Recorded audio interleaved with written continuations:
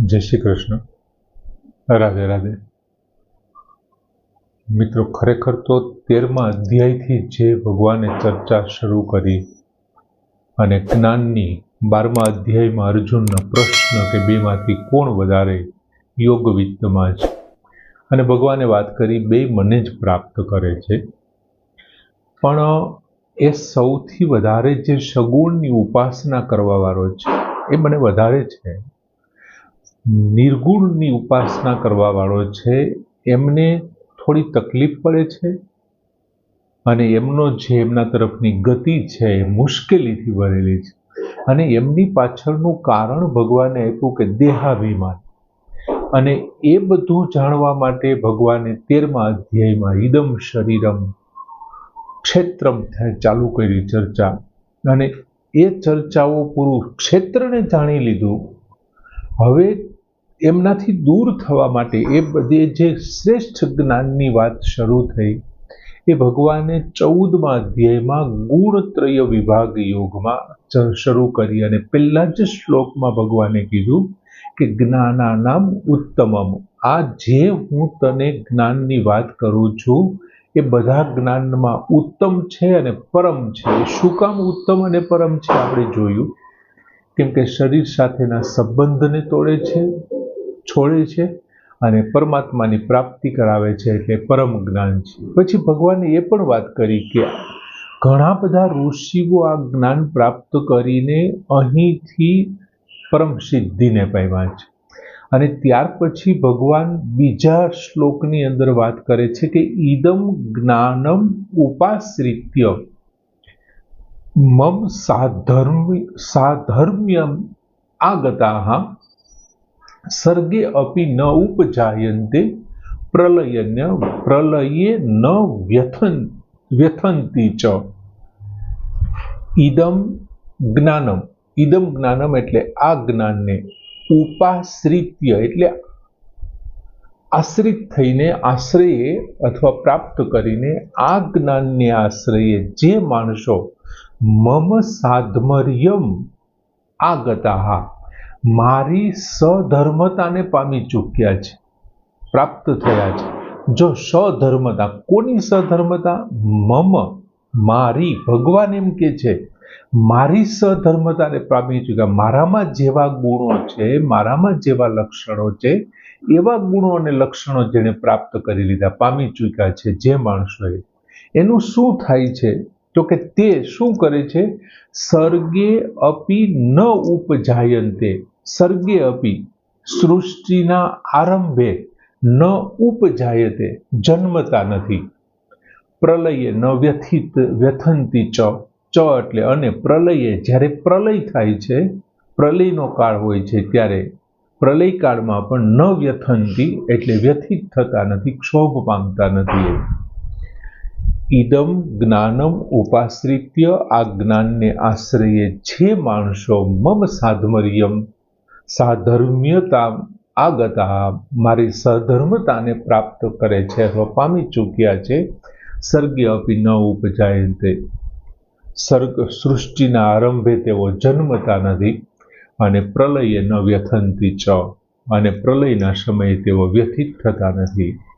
હવે ભગવાન પૂર્વ શ્લોકમાં ભગવાને શું કીધું? તો કે ભગવાને એવું કીધું કે આ જ્ઞાન કેવું છે? તો કે ઉત્તમ છે અને પર છે. ઉત્તમ એટલા માટે છે કે જ્ઞાન શરીર સાથેનો, ક્ષેત્ર સાથેનો, ક્ષેત્રજ્ઞનો સંબંધ છે એ વિચ્છેદ કરે છે. અને પર એટલા માટે છે કે પરબ્રહ્મની પ્રાપ્તિ કરાવી દે છે. હવે જ્ઞાનનો મહિમા ત્યાં ભગવાને ગાયો. હવે તેનો અનુભવ કરવો, અને એ જ છે ને એ અહીંયા ભગવાન એમ કહે છે કે ઈદમ જ્ઞાનમ ઉપાશ્રિત્ય. એક ઉત્તમ પ્રકારનું જે જ્ઞાન છે, એટલે કે શરીર સાથેનો સંબંધ છે વિચ્છેદ કરવો, અને જેને પરમ જ્ઞાન કીધું છે એટલે કે પરમ તત્વની પ્રાપ્તિ કરવી, એમનો અનુભવ કરવો એટલે શું? તો કે જ્ઞાનમ ઉપાશ્રિત્ય, જ્ઞાનને આશ્રય, એનું નામ આશ્રય કરવો એમ. હવે એનાથી થાય શું? તો કે મનની અંદર જે કાંઈ શંકાઓ હોય ને એ બધા સંશય છે એ શું થઈ જાય? દૂર થઈ જાય અને જ્ઞાન સ્વરૂપ બની જાય. એ પોતે જ્ઞાન સ્વરૂપ બની જાય, સતને સત તરીકે અને અસતને અસત તરીકે જોવા માંડે જ્યારે આ જ્ઞાનનો આશ્રય થઈ જાય ને ત્યારે. પછી ભગવાને એક વાત કરી કે મમ સાધર્મ્યમ આગતા, મારી સધર્મતાને પામી ચૂક્યા છે. હવે આ જ્ઞાનથી થાય શું? તો કે શરીરને તમે સાચા અર્થમાં ઓળખી લીધું, પછી આત્માને, જીવાત્માને સાચા અર્થમાં ઓળખી લીધો કે આ તો ભાઈ અંશીમાંથી છૂટો પડેલો અંશ છે, આ શરીર હું નથી. હવે એમને કારણે થાય શું? તો કે જેમ મારા અંદર કોઈ કર્તૃત્વ નથી, એમ તમને ખબર પડી ગઈ કે આ જે કંઈ કાર્ય થાય છે કોનાથી થાય છે? તો કે કરણથી થાય છે, ઇન્દ્રિયોથી થાય છે, 10 પ્રકારની ઇન્દ્રિયોથી, મનથી કે અંતઃકરણથી થાય છે, બાહ્ય કે અંતઃ કોઈ કરણથી થાય છે. તો કરણ કોણ છે? કરણ તો ક્ષેત્ર છે, શરીરનો એક ભાગ છે ઇન્દ્રિયો. તો આને શરીરને તો ઓળખી લીધું કે ભાઈ આ તો મારું છે નહીં, આ તો હું નથી, હું તો કોઈક બીજો છું. તો પછી જો હું એ નથી તો પછી એ જે કંઈ કામ કરે છે એ મારે એમ કેમ કેવું કે હું કરું છું એમ? એટલે હું જેમ કર્તૃત્વ અને ભોક્તૃત્વના અભાવવાળો છું, એમ આ જ્ઞાન પ્રાપ્ત કરેલો માણસ કેવો થઈ જશે? એ પણ કર્તૃત્વ અને ભોક્તૃત્વના અભાવવાળો થઈ જશે. એનામાં પણ કર્તાપણાની ભાવના નહીં રહે કે ભોગવાની ભાવના નહીં, કોઈ કાર્યને ભોગવવાની ભાવના નહીં રાખે. બીજું, ગમે તેવું થશે, કંઈ પણ થશે એમની સાથે, એમ છતાં મને એમનાથી લેપ નહીં ચડે કોઈ, નિર્લિપ્ત છું, કેમ કે હું નિર્લિપ્ત છું. એમ જે કોઈ વ્યક્તિ આ જ્ઞાનને જાણી લેશે ને એ પણ નિર્લિપ્ત થઈ જશે, એમને કોઈ ફેર નહીં પડે. એમનો પુત્ર મૃત્યુ પામશે, ગોરા કુંભારનો છોકરો મૃત્યુ પામ્યો, નરસિંહ મહેતાનો યુવાન પુત્ર મૃત્યુ પામ્યો, એમને કોઈ ફેર જ ન પડ્યા, કેમ કે નિર્લિપ્ત અને નિર્વિકાર થઈ ગયા છે ને. ભગવાને કીધું મમ સાધર્મ્યમ આગતા, મારી સધર્મતાને ધારણ કરશે. મારી અંદર જેવા ગુણો છે એવા ગુણોને, ગુણ એટલે હું એમ નથી કહેતો, ભગવાન તો ત્રિગુણાતીત છે, ત્રણેય ગુણોથી અતીત છે, પણ તેમના પર પણ આવા લક્ષણો આવી જશે.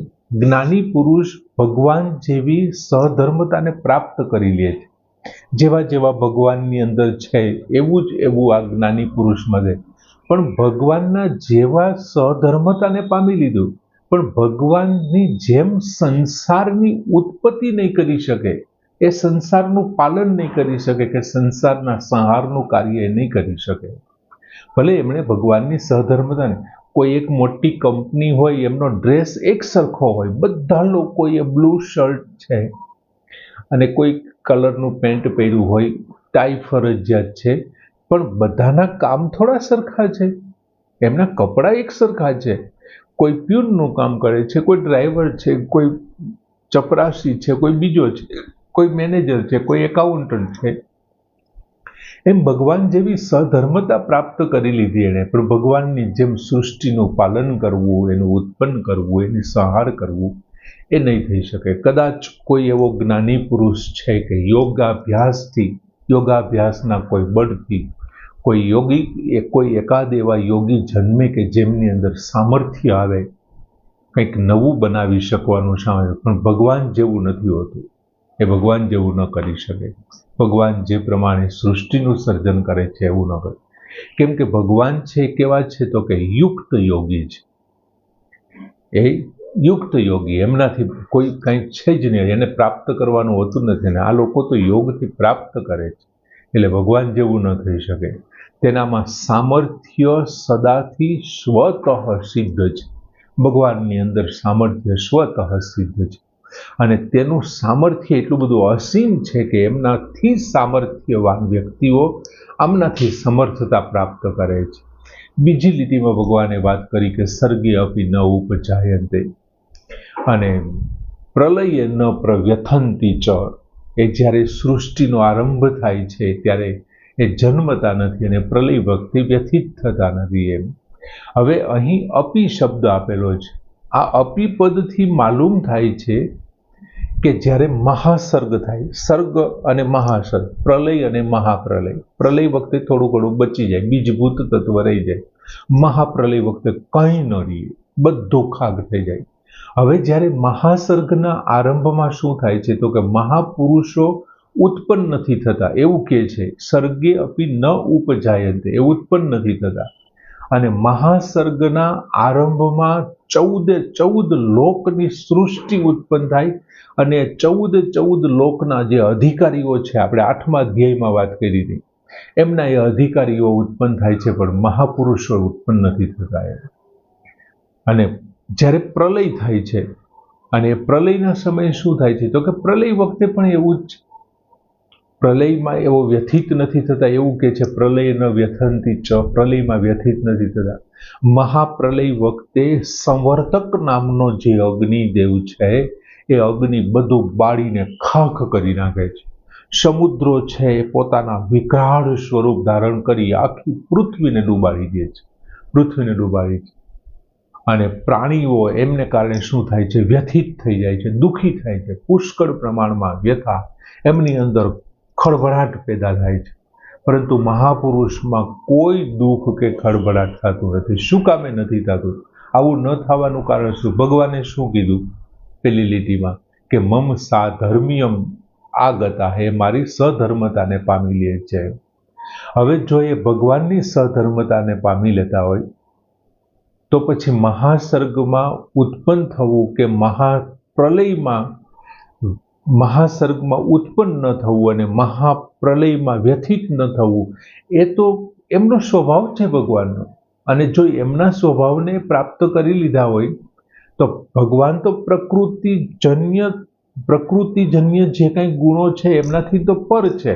અને આ મહાપુરુષો પણ જો એમને પ્રાપ્ત કરી લીધા હોય, પ્રાપ્ત થઈ ગયા હોય સધર્મતાને, તો પછી એનામાં ક્ષોભ કેવી રીતે આવે?